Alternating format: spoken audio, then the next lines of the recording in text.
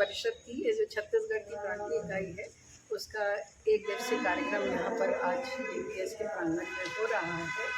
और जहाँ तक रही महिलाओं के विकास की बात, तो मुझे तो ऐसा लगता ही है कि जब तक भारत की आधी आबादी पूरी तौर पर विकसित नहीं होगी, तो हम जो भारत का विश्व गुरु बनने की बात कहते हैं, या जो हम कहते हैं कि विकसित भारत 2047 की हमारी अवधारणा हमारे माननीय प्रधानमंत्री जी ने रखी है, वो हम पूरा नहीं कर पाएंगे अगर महिलाओं के विकास को हम छोड़ देते हैं इसको।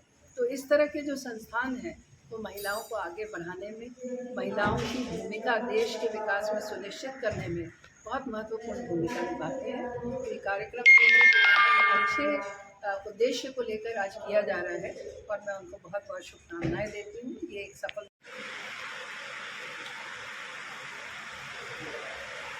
बहुत बहुत धन्यवाद मैम।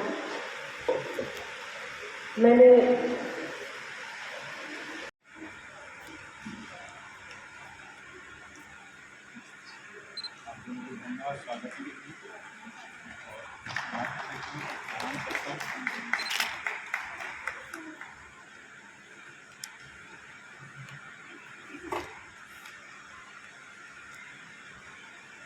हमारी जो मुख्य अतिथि हैं उनको ठीक से जानने के लिए उनका उद्बोधन सबसे पहले हम उनका आशीर्वचन लेते हैं। बाकी अपनी कार्यशाला तो चलती रहेगी। तो मैं बड़े सम्मान के साथ आमंत्रित करता हूँ हमारी मुख्य अतिथि आदरणीय डॉक्टर अरुणा पलटन को।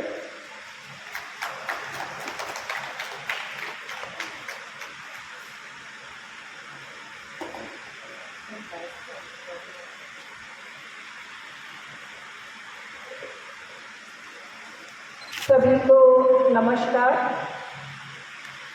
नारायणी शाखा भिलाई के द्वारा आयोजित प्रांतीय महिला सहभागिता कार्यशाला में उपस्थित मंच पर डॉक्टर संदीपा मल्होत्रा जी, श्री ब्रजेश तिवारी जी, श्रीमती निवेदिता सोम जी, श्रीमती उमा शारदा जी, मेरे सम्मुख उपस्थित सभी सम्माननीय भारत विकास परिषद के सभी भाइयों और बहनों,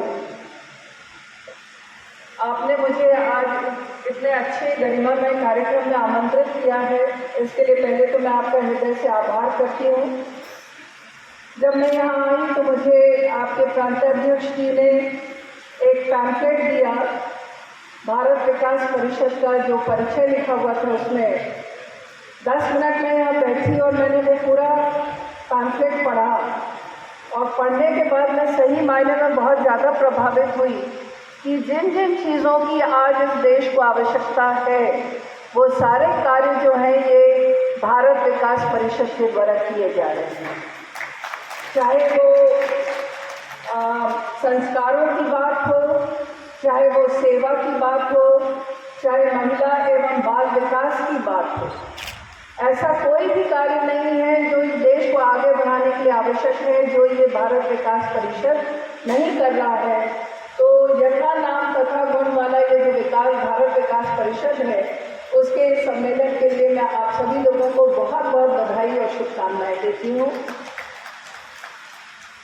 महिलाओं की जहाँ तक बात होती है तो बहुत उतार चढ़ाव महिलाओं ने अपने पूरे जीवन काल में देखे हैं। अगर हम पुराने समय की बात करते हैं तो हम देखते हैं कि उस समय भी भारत में या हिंदू धर्म में महिलाओं का बहुत आदरणीय स्थान था।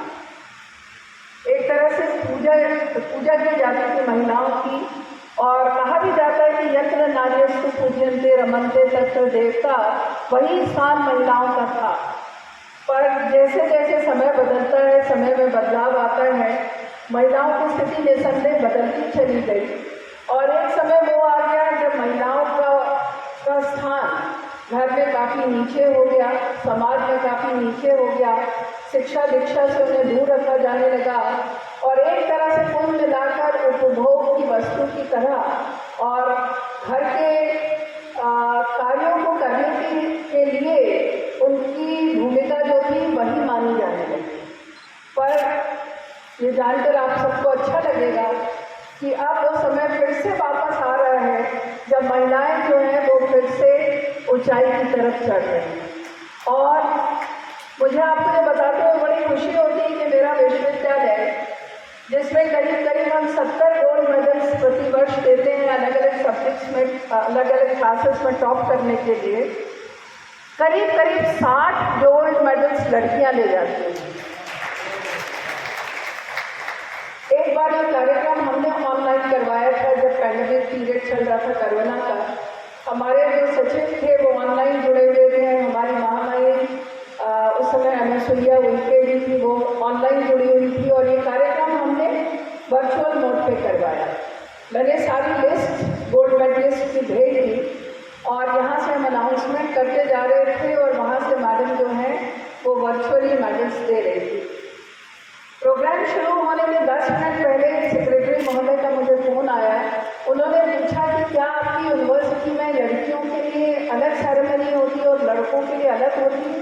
मैंने कहा नहीं, ऐसा तो नहीं है। बोले अभी तक मैं लाइन से 50 नाम पढ़ चुका हूँ और एक भी लड़के का नाम नहीं है। तो मुझे थोड़ा सा कंफ्यूजन हो गया कि कहीं ये कोई लड़कियों का समारोह तो नहीं हो रहा है। मैंने कहा सर आप बात में पढ़िएगा, कुछ एक लड़के आ जाएंगे, लास्ट में आपको दिखाई दे देंगे उनके नाम। बताने का आशय ये है कि महिलाओं में पोटेंशियल बहुत है हर चीज़ में। एक अच्छी हाउस, अगर घर को वो एक अच्छी तरह से चला सकती है, एक अच्छी हाउस मैनेजर हो सकती है, तो ऐसी कोई संस्था नहीं है जिसे महिलाएं नहीं चला सकती। चाहे वो आपका प्रांत हो, चाहे आपकी बड़ी बड़ी यूनिवर्सिटीज़ हो, चाहे आपके बड़े बड़े एंटरप्राइजेस हो, चाहे आपका उद्योग हो, चाहे आपकी इस तरह की सेवा वाली संस्थाएं हो, सारी महिलाएं बैठी हुई हैं सामने, जो कि इस बात को इंगित करती हैं कि महिलाओं में पोटेंशियल बहुत है। आवश्यकता केवल इस बात की है कि हमें पहचानना है कि हमें बहुत पोटेंशियल है। मैं भी जब तक इस यूनिवर्सिटी की वाइस चांसलर नहीं बनी थी तो मैं एक कॉलेज में पहले पढ़ाती रही, फिर एक कॉलेज की, गवर्नमेंट कॉलेज की, मुझे प्रिंसिपल का प्रमोशन हो गया। फिर मुझे 2 कॉलेज और दे दिए गए कि आप 3 कॉलेज देखिए क्योंकि प्रिंसिपल्स की कमी है। जब मैंने यहाँ वाइस चांसलर की पोस्ट के लिए आवेदन किया, मुझे लग नहीं रहा था कि मैं 2 लाख बच्चों की यूनिवर्सिटी को बहुत अच्छी तरह से चला पाऊँ। पर आपको बताते हुए मुझे बड़ी खुशी है कि इस यूनिवर्सिटी में हम पूरा एकेडमिक कैलेंडर मेंटेन करते हैं। जिस समय परीक्षाएं होनी है उसी समय करवाते हैं। रिजल्ट शायद पूरे स्टेट में सबसे पहले हमारी यूनिवर्सिटी का निकलता है। तो कुल मिलाकर कहने का आशय ये है कि महिलाओं में खूब पोटेंशियल है। जब वो एक घर को अच्छे से व्यवस्थित चला सकती है कम खर्च में, उतने ही कम खर्च में वो हर कुछ बहुत अच्छे से कर सकती है।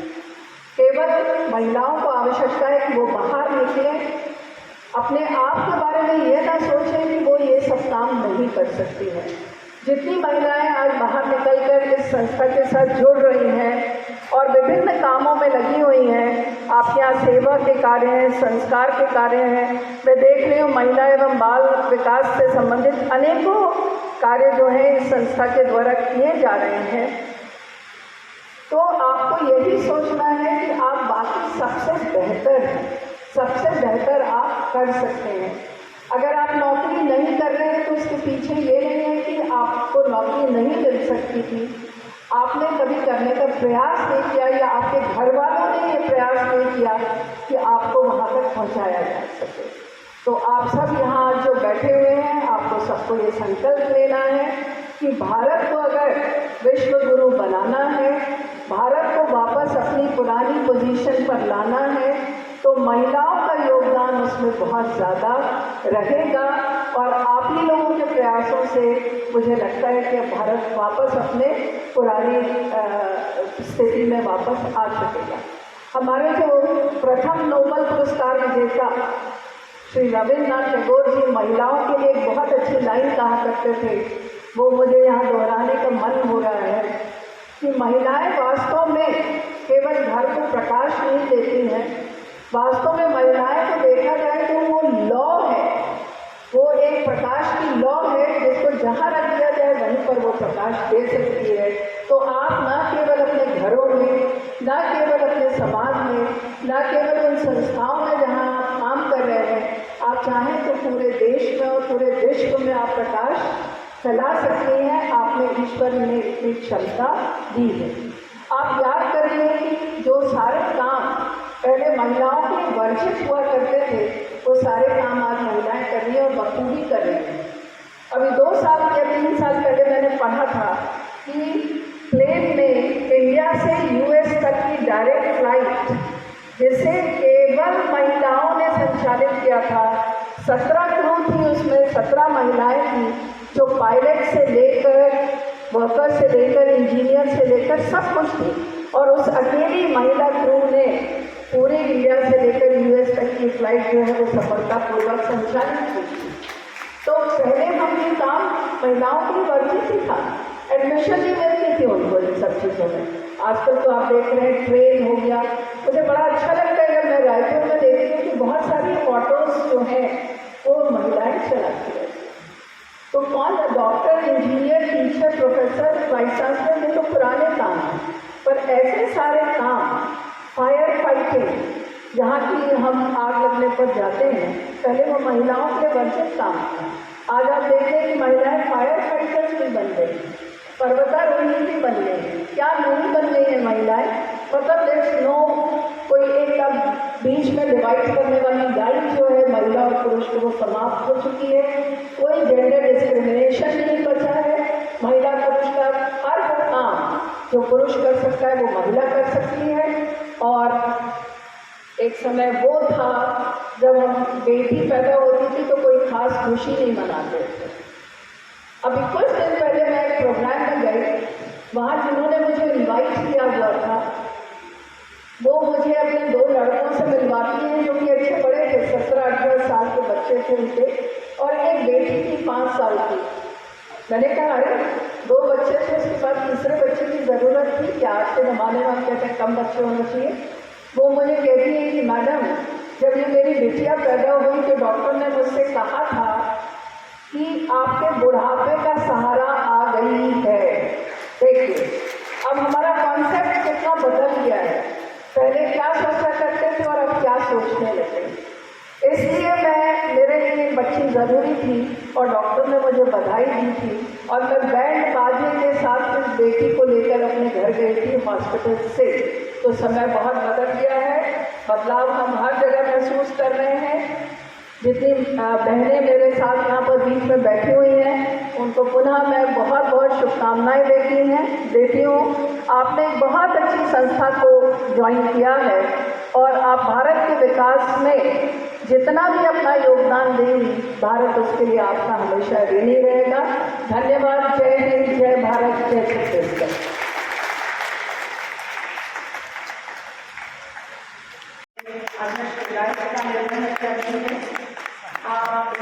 शिक्षा देते हैं श्री भारतीय विश्वविद्यालय